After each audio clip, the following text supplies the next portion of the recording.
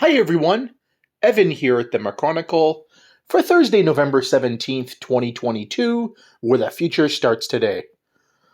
Boy, this inflation peaking narrative, I've been hearing it all over the place for the last couple of days, to the point where someone in my house, not me, almost threw their coffee mug at a TV and broke it. Yeah, enough on that. Of course, we all know the US PPI, Producer Price Index, showed slowing growth in producer inflation. And then, of course, here, this is the Canadian CPI for October, albeit it's lower levels from August because September saw that big dip, quote unquote, big dip. Here it was largely unchanged from that.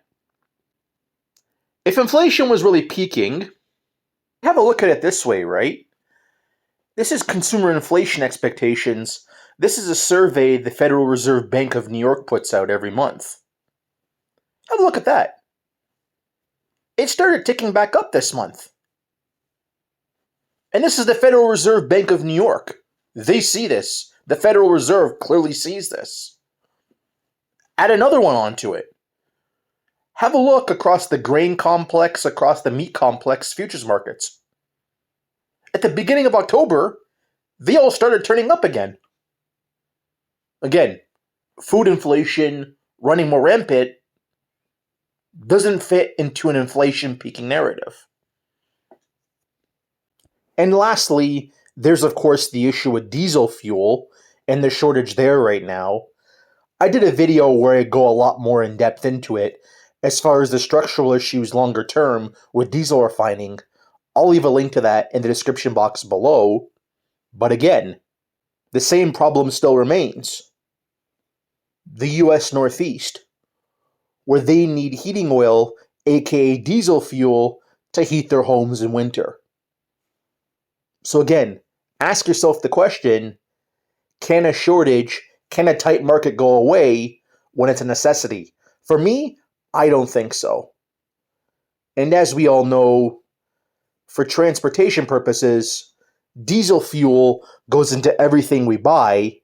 So again, it doesn't fit into this inflation peaking narrative, does it?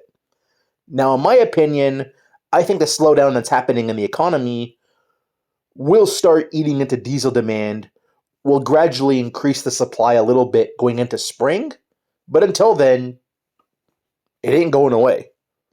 And lastly, I'm putting the camera on myself here because I want y'all to see me when I say this.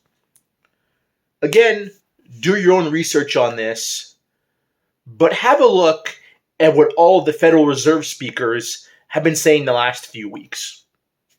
Put it this way, even the biggest dove in the room, Chairwoman Leo Brainerd, is saying rate hikes are going to happen. Albeit at a slower pace, but she's still saying rate hikes are going to happen. What does that tell you? And all over the place, they're talking about a tight labor market. We all know that's the biggest lagging indicator of all of them. Layoffs have already started to happen. They've been happening for months. And really, Main Street doesn't know it yet. And it's not showing up in any of the data yet. But nonetheless, the last thing I'm going to say here, I've said it before, and I'm going to say it again. Central banks operate on lagging indicators. They start raising rates too late. They stop raising rates too late.